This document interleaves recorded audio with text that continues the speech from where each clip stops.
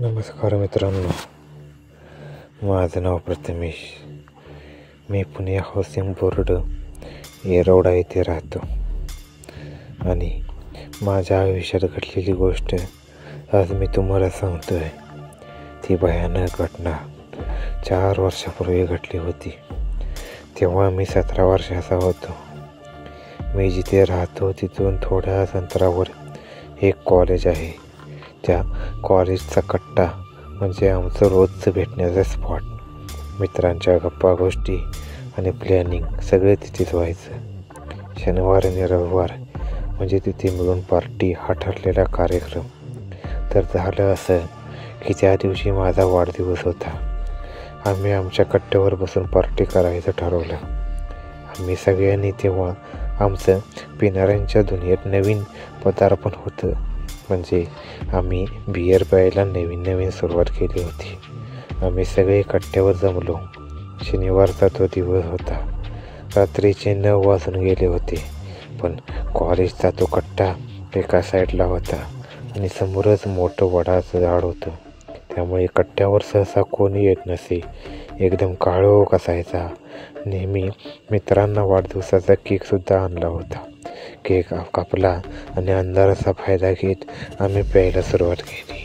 आम्ही मस्त joke pass करत होतो आणि स्वतःच्या पिण्याच्या धुंदीत मजा करत होतो. अचानक वडाच्या झाडामागून आलेल्या एका विचित्र आवाजाने सगळे स्तब्ध झाले. कोणीतरी विचित्र आवाजात उद्गारले, शुक शुक शुक शुक, एकटे केक खाल्लात ना.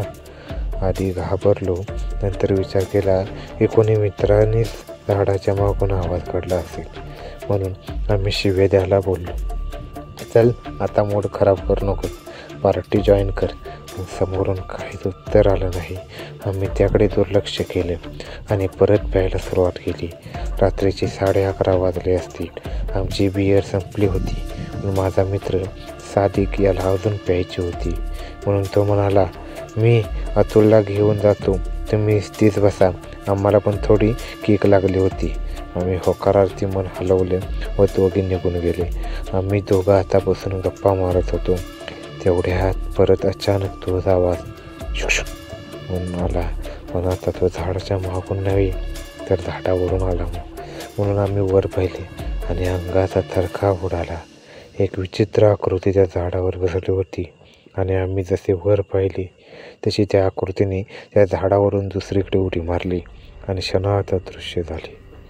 आम्ही घाबरलो, पण प्यायलो असल्यामुळे आम्ही ती आकृती जिथे अदृश्य झाली तिथे पाहून शिव्या द्यायला लागलो. तेवढ्यात सादिकचा फोन आला की सगळे वाईन शॉप बंद आहेत. आमचा मूड खराब झाला. आम्ही त्याला बोललो की तुम्ही घरी जा, आम्ही पण निघतो इथं, असा बोलून फोन ठेवला. रात्रीची 12:15 वाजली होती. आम्ही निघत होतो. तेवढ्यात हेमंत जो माझ्याबरोबर होता त्याला टॉयलेटला झाली. मी बोललो, मग करीतीस? पण तो बोलला, शाळेच्या कॉलेजच्या बाजूला आहे न, तिथे जाऊन करूया. त्याच्याशी वाद घालण्यात पर्याय नव्हता. आम्ही दोघं त्या टॉयलेटच्या दिशेने निघालो. हेमंतने टॉयलेटचा दरवाजा ठोकला, पण तो उघडला नाही. म्हणून त्याने एक जोरात लाथ त्या दरवाजावर मारली आणि दरवाजा धाडकानं उघडला आणि समोरचं दृश्य पाहून काळजाचा ठोका चुकला. अंगातून भीतीची एक लहर निघून गेली. त्या टॉयलेटमध्ये एक पूर्ण पाने जळलेली बाई आमच्याकडे पाहून वेडवाकडे हसत होती. संपूर्ण जळालेले शरीर, मांस सगळं लटकत होतं. डोळे पांढरे आणि खूप वास मारत होता. जळलेल्या मांसाचा आणि तिचे हात आम्हाला पकडायला पुढे येऊ लागले. तसे अंगात जेवढी ताकद होती तेवढी एकवटून आम्ही पळू लागलो. ते थेट चौकापर्यंत. तिथे आम्हाला सादिक आणि अतुल दिसली.